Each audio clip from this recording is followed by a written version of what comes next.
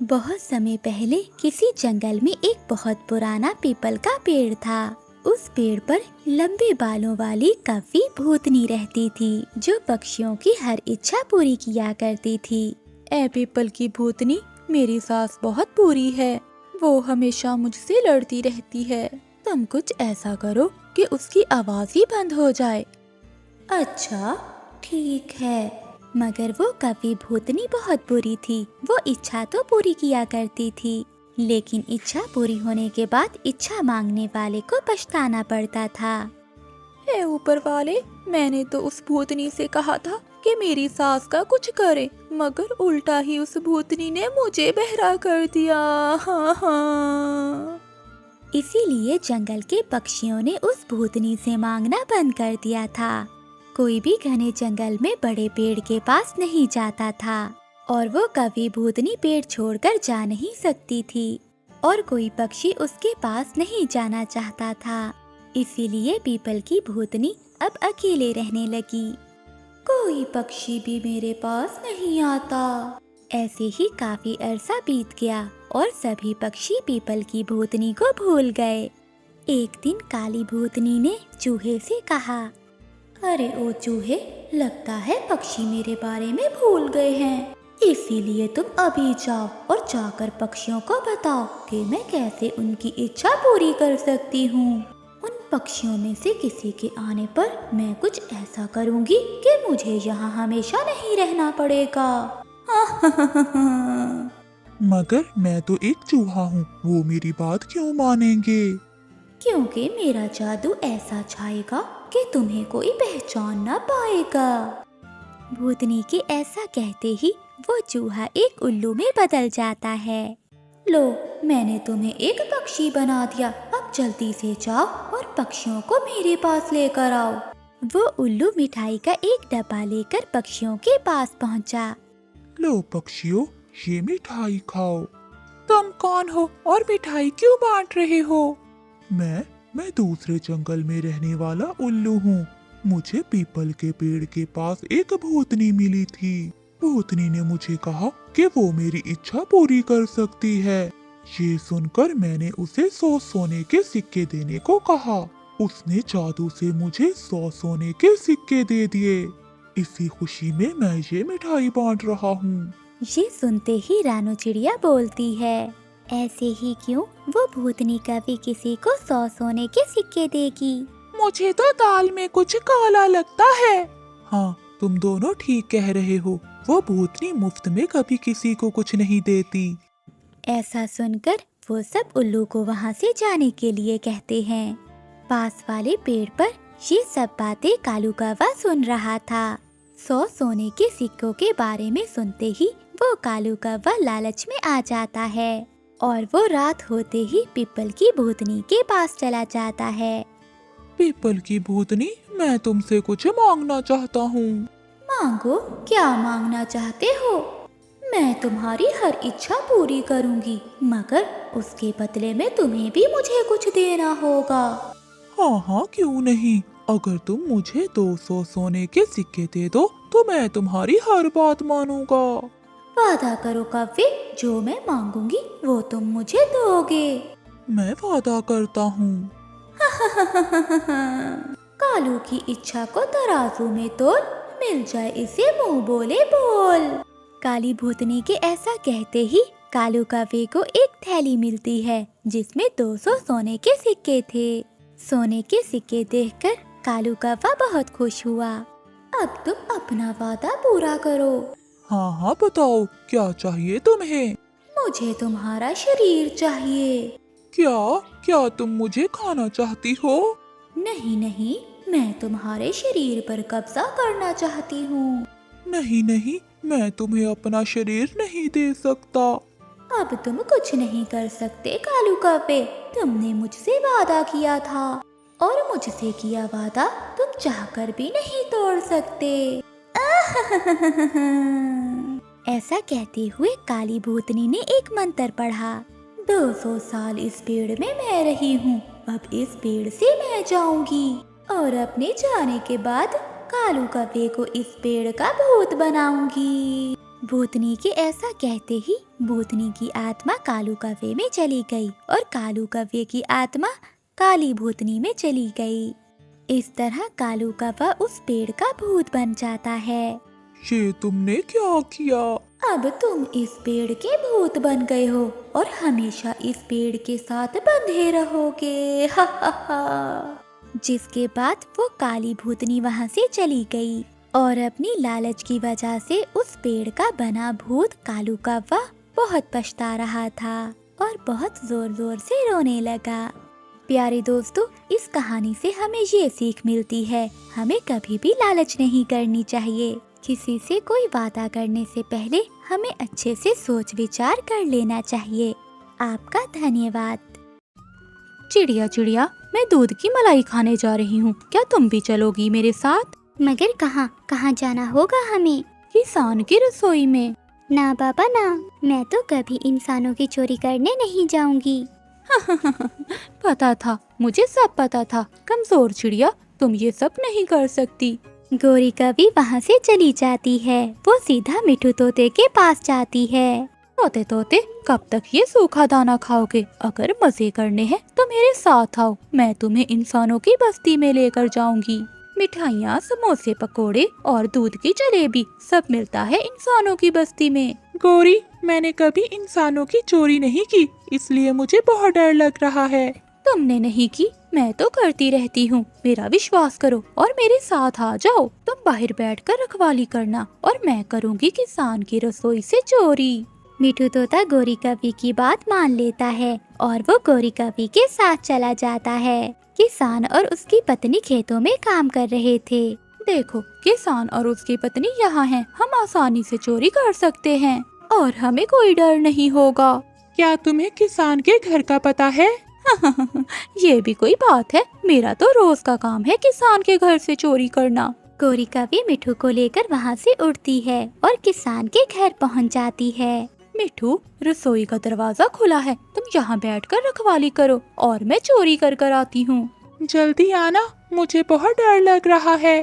गोरी कवि वहाँ जाती है और किसान की पत्नी के बनाए हुए गुलाब जामुन खाने लगती है। पति जी, बहुत बुरा हुआ, बहुत बुरा हुआ। मैं तो रसोई का दरवाजा ही बंद करना भूल गई। पत्नी जी, जल्दी जाओ, ऐसा ना हो कि दरवाजा खुला देखकर कोई बिल्ली या कौवा घुस जाए। किसान की पत्नी तेजी तेजी से जाती है। मिठू तोता दूसरी तरफ देख रहा था। जब किसान की पत्नी तेजी से जाकर रसोई के दरवाजा बंद कर देती है। हो गया, अब मैं वापस जाकर अपने पति के साथ काम करवाती हूँ। किसान की पत्नी वहाँ से चली जाती है। खिड़की से जाकर मिठू तोता गोरी कवि से कहता है, गोरी गोरी, बहुत बुरा हुआ, किसान की पत्नी बाहर से दरवाजा बंद कर गई है। गोरी कवि डर जाती है और ये सुनते ही वो उड़ने की कोशिश करती है, मगर दरवाजा बंद होने के कारण वो रसोई में ही फंस जाती है। गोरी कवि मिठू से कहती है, मोटी चोंच वाले, ये सब तुम्हारी वजह से हुआ है। अगर तुम मुझे पहले बताते तो मैं भागकर निकल जाती। मैं जा रहा हूँ, मैं तुम्हारे साथ मरना नहीं चाहता। मेरे प्यारे तोते भाई, प्लीज मुझे यहाँ से बाहर निकालो, नहीं तो मैं मर जाऊंगी। दरवाजा खोलने की कोशिश करो प्लीज। मिठू तोता दरवाजा खोलने की कोशिश करता है मगर नाकाम रहता है। मिठू मेरे भाई, जल्दी से जाओ और दूसरे पक्षियों को बुला कर लाओ, वरना किसान की पत्नी मुझे मार मार कर मेरे पंख तोड़ देगी। मैं अभी जाता हूँ। फिर मिठू तोता जंगल वापस जाता है। चिड़िया चिड़िया, बहुत बुरा हुआ, गोरी कवि किसान की रसोई में फंस गई है। किसान की पत्नी ने बाहर से दरवाजा बंद कर दिया है। मैंने उसे मना किया था, अब तो वो मरेगी, जरूर मरेगी। मैंने दरवाजा खोलने की बहुत कोशिश की मगर मैं ना खोल सका। अब तो बड़ी चोंच वाला कौवा ही गोरी कवि को बचा सकता है। फिर रानू चिड़िया मिठू को साथ लेकर बड़ी चोंच वाले कौवे के पास जाती हैं। कौवे भैया, बचा लें, गोरी को बचा लें। अगर दरवाजा ना खुला तो किसान गोरी को मार देगा। वो कवि बहुत बुरी है, वो सबको तंग करती है। उसने हमारी जाति की नाक कटवा दी है। मैं नहीं करूँगा उसकी मदद। प्लीज कौवे भैया, वो रो रही है, आप एक बार उसे माफ कर दें। फिर मिठू तोता और रानू चिड़िया के कहने पर कौवा मान जाता है और वो वहाँ जाता है। फिर कौवा अपनी बड़ी चोंच से दरवाजा खोल देता है और वो सब वापस अपने जंगल में आ जाते हैं। गोरी बताओ, क्या दोबारा जाओगी लड्डू और मिठाई खाने? ना चिड़िया ना, अपने जंगल का सूखा दाना खा लूंगी, मगर इंसानों से दूर ही रहूंगी। अगर आज तुम मुझे ना बचाती तो किसान मुझे मार मार कर मेरे पंख तोड़ देता। अगर दोबारा मुझे मोटी चोंच वाला कहा तो मैं भी कभी मदद नहीं करूँगा तुम्हारी। जंगल में हर तरफ सूखे का मौसम चल रहा था। पशु पक्षी दाना पानी के लिए बहुत परेशान थे। बहुत मुश्किल से गोरी कवि को एक छोटा सा आम मिला था। जैसे ही गोरी कवि उसे खाने लगती है तो उसका पति कालू कौवा आ जाता है। गोरी, मुझे जब भी कुछ खाने की चीज मिलती है तो मैं तुम्हारे साथ मिल बांट कर खाता हूँ, और तुम अकेली अकेली ही खा रही हो। कालू, मैं सुबह से इधर उधर फिर रही हूँ, अब जाकर मुझे ये छोटा सा आम मिला है। इसे खाकर तो मेरा भी पेट नहीं भरेगा, मैं तुझे कहाँ से दूँ? रानू चिड़िया भी अपनी बेटी के साथ बहुत उदास बैठी हुई थी। मम्मा, क्या आज हमें दाना मिल जाएगा? गुड़िया बेटी, आप चिंता ना करो, अगर मुझे भोजन ना भी मिला मैं आपके लिए जरूर लेकर आऊंगी। सब बहुत परेशान थे, मगर बुलबुल खुशी खुशी रानू चिड़िया के पास आती है। चिड़िया चिड़िया, मेरी बहन वाले जंगल से संदेश आया है कि उनके जंगल में बहुत सारे फल हैं, दाना है और ठंडे पानी के झरने भी। हम सब मेरी बहन वाले जंगल में प्रवास कर जाते हैं। बुलबुल बहन, क्या हमें वहाँ घोंसले बनाने के लिए पेड़ मिल जाएंगे? यही बात तो खुशी की है, हमें वहाँ जाकर घोंसले बनाने की भी जरूरत नहीं, क्योंकि वहाँ रहने वाले पक्षियों ने पहले ही घोंसले बनाए हुए हैं। ये सुनकर रानू चिड़िया भी खुश हो जाती है। मम्मा, क्या हम दूसरे जंगल जा रहे हैं? हाँ गुड़िया बेटी, हमें जिंदा रहने के लिए दूसरे जंगल जाना होगा। रात हो जाती है। मामा चिड़िया अपनी बेटी के साथ लेटी हुई थी। मम्मा, मेरा दिल बहुत उदास है, मैं अपना जंगल छोड़कर दूसरे जंगल नहीं जाना चाहती। मुझे अपने घर की बहुत याद आएगी। गुड़िया बेटी, हम पक्षियों की जिंदगी ऐसी ही होती है, कभी यहाँ तो कभी वहाँ। गम और सुख साथ साथ चलते हैं। मुश्किल समय आता है और चला जाता है। दूसरी ओर मिठू तोता और हरियाली तोती भी बहुत उदास बैठे हुए थे। हरियाली, अगर बरसात आ गई तो हमारे जंगल में बहार आ जाएगी। मेरा ये जंगल छोड़कर जाने को दिल नहीं कर रहा। मिठू जी, हम अकेले ये फैसले नहीं कर सकते, हमें दूसरे पक्षियों के साथ ही जाना होगा। अगली सुबह हो जाती है। कबूतर, तोता, तोती, चिड़िया और उसकी बेटी कौवा और कवि सब बड़े पेड़ पर इकट्ठे होते हैं। चिड़िया, मिठू बहुत उदास है, मिठू ये जंगल छोड़कर नहीं जाना चाहता। चिड़िया, इसे समझाओ, अगर प्रवास नहीं करेंगे तो मर जाएंगे। हरियाली, तू तो जानती है अब इस जंगल में खाने पीने को कुछ नहीं बचा। कुछ ही दिनों की तो बात है, जैसे ही मौसम ठीक होगा और बरसात आएगी हम वापस आ जाएंगे। हमें देर हो रही है, अब हमें जाना होगा। वो सब उड़ते हैं। थोड़ी ही देर में वो सब अपने जंगल से बाहर चले जाते हैं। वो सब आराम करने के लिए एक जगह पर बैठते हैं। गोरी कवि को भूख लगी हुई थी, वो चुपके से दाना खाने निकल जाती है। वो किसी को भी नहीं बताती। गोरी कवि उड़ती उड़ती घने जंगल में पहुंच जाती है। वहाँ उसे खाने को दाना मिल जाता है। वो एक बड़े पेड़ की छांव के नीचे बैठकर दाना खाने लगती है। अब चले, हमने थोड़ा आराम कर लिया, अब हमें जाना होगा। मेरी पत्नी गोरी नहीं है। वो कहाँ है? वो हमेशा गलत करती है। जाने के समय अब न जाने वो कहाँ चली गई है। आप सब यहाँ बैठे, मैं और कालू गोरी को ढूंढ कर लाते हैं। चिड़िया और कालू कौवा गोरी की खोज में निकल जाते हैं। गोरी कहाँ हो तुम? गोरी कहाँ हो तुम? चिड़िया और कालू कौवा गोरी को आवाजें दे रहे थे, मगर गोरी कवि तो अपना पेट भरकर आराम से सो रही थी। थक हार कर चिड़िया और कालू कौवा एक जगह पर बैठ जाते हैं। गोरी तो यहाँ नहीं है, वो कहाँ जा सकती है? वो रास्ता भी तो भूल सकती है। वो दाना लेने दूर दूर तक निकल जाती है। यहाँ तो है भी कोई नहीं जिससे हम पूछ लें। शाम होते ही गोरी कवि जाग जाती है और उठकर भागती है। चलो चलो, सॉरी, मैं सो गई थी। कालू और चिड़िया तुम्हें दोपहर से ढूंढने निकले हुए हैं और हम सब तुम्हारी वजह से यहाँ रुके हुए हैं। इतने में कालू कौवा और रानू चिड़िया भी वापिस आ जाते हैं। तुम आ गई हो? कहाँ थी तुम? हमने तुम्हें हर जगह तलाश किया। मैंने तो सोचा कि तुम रास्ता भूल गई हो। मैं गौरी हूँ, रास्ता मैं कभी नहीं भूलती। वो सब फिर से उड़ते हैं। वो सब दूसरे जंगल पहुंच जाते हैं। हर तरफ फल ही फल और फूल ही फूल थे। ये सब देखकर सभी पक्षी बहुत खुश थे। बुलबुल, तुम्हारा बहुत बहुत धन्यवाद कि तुम सब हमको यहाँ ले आई। यहाँ तो बहुत कुछ है खाने को। फिर वो सब फल खाने लगते हैं। तोता और तोती तो बहुत ज्यादा खुश थे क्योंकि वहाँ एक अमरूदों का बाग था और लाल मिर्ची भी थी। मिठू जी, ये जंगल तो हमारे जंगल से भी बहुत सुंदर है। वहाँ क्या था, ना दाना ना पानी, मगर यहाँ देखो सब कुछ है। अब हम खाएंगे मीठे मीठे अमरूद। पक्षी बहुत थके हुए थे, इसलिए रात होते ही वो सब अपने अपने घोंसलों में सो जाते हैं। दिन गुजरते गए और पक्षी मजे मजे से फल खाते रहे। और फिर एक दिन आसमान पर काली घटाएं छा जाती हैं और तेज बारिश शुरू हो जाती है। बारिश के बाद जंगल में और भी रौनक बढ़ गई थी। रात को गुड़िया अपनी मम्मा के साथ लेटी हुई थी। वो आज फिर उदास थी। मम्मा, ये जंगल बहुत सुंदर है, क्या हम सब यहाँ नहीं रह सकते? अपनी बेटी की बात सुनकर मामा चिड़िया हंसने लग जाती है।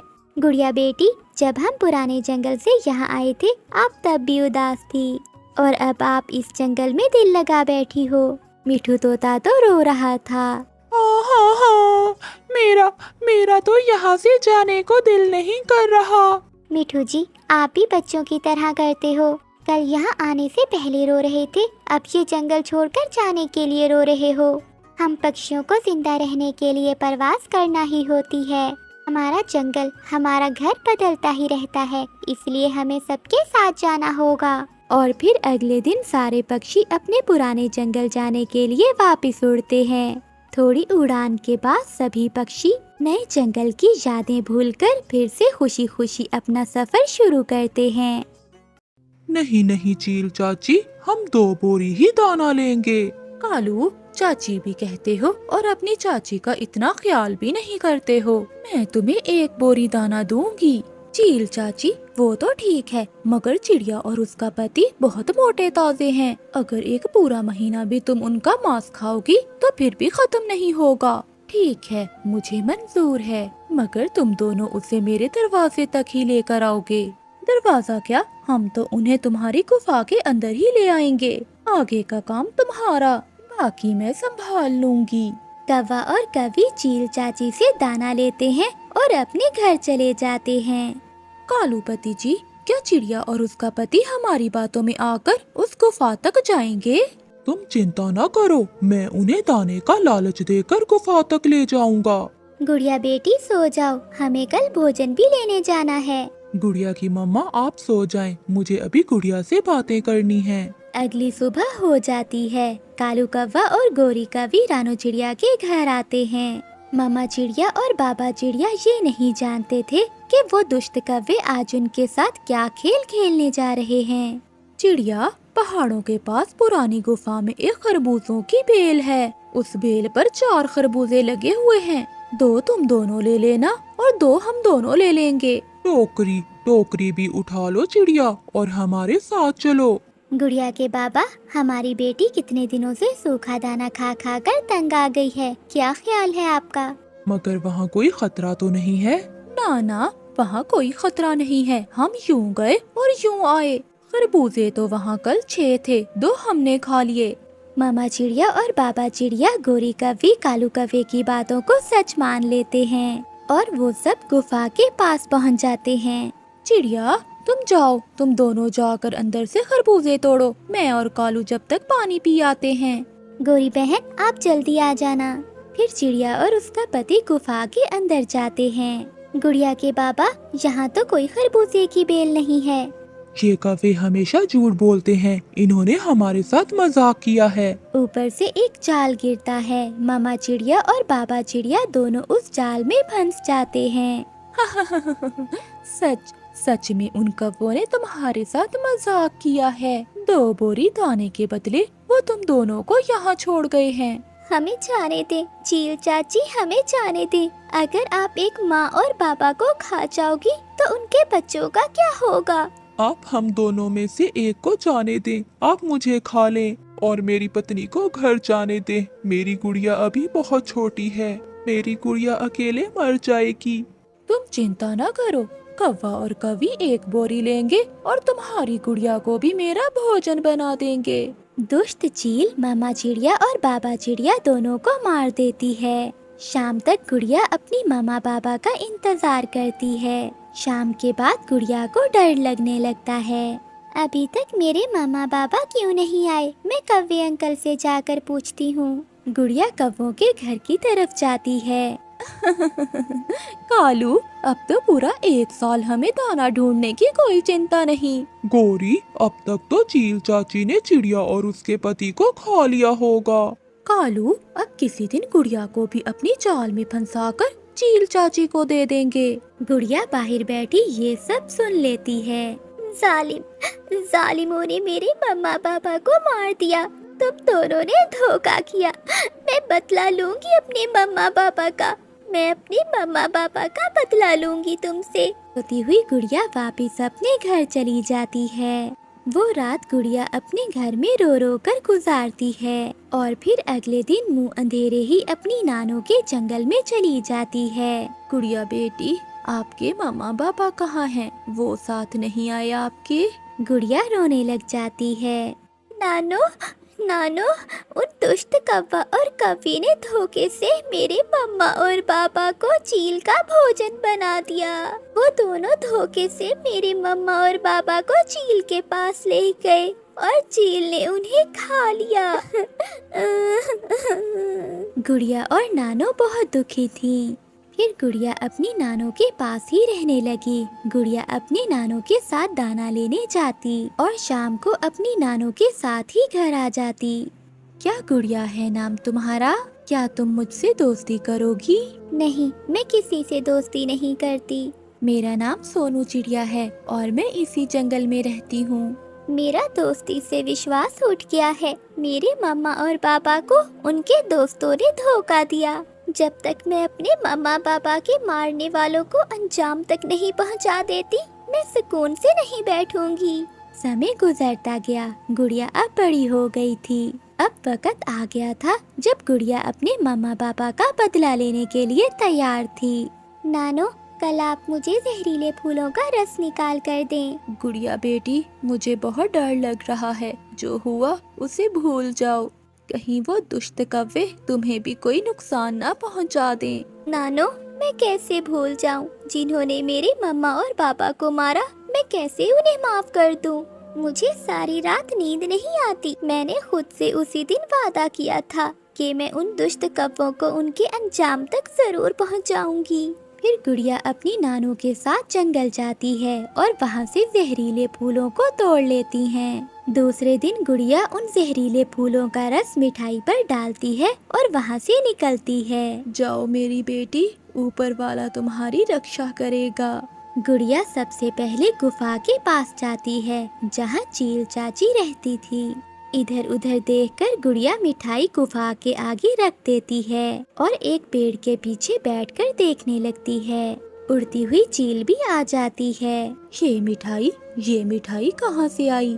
शायद मेरे कौवे दोस्त रख कर गए होंगे। फिर चील झट से मिठाई पर टूट पड़ती है। दूसरे ही लम्हे चील मिठाई खाते ही गिर जाती है और मर जाती है। मम्मा बाबा, मैं आपको याद कर कर बहुत रोई, मगर आज मेरे दिल को सुकून पहुँचेगा जब मैं इस चील की तरह उन कौवों को भी उनके अंजाम तक पहुँचाऊंगी। गुड़िया उड़ती है और कौवों के घर की तरफ जाती है। कौवा और कवि घर में बैठे हुए थे। गुड़िया मिठाई उनके घर के आगे रख देती है और दरवाजे पर दस्तक देकर पीछे छुप जाती है। ये मिठाई कौन रख गया? शायद हमारी चील चाची किसी खुशी में यहाँ रख कर गई होगी। गोरी कवि वो मिठाई उठाकर अंदर ले जाती है। मिठाई, मैं भी खाऊंगा मिठाई। दोनों कौवे वो मिठाई खाकर अपने अंजाम तक पहुँच जाते हैं। जालिमों, अब तुम्हारी वजह से कोई भी गुड़िया अपनी मम्मा पापा को नहीं खोएगी। तुम जालिम पक्षियों की सजा यही है, जैसा करोगे वैसा भरोगे। और वापस गुड़िया अपनी नानों के घर की तरफ चल देती है।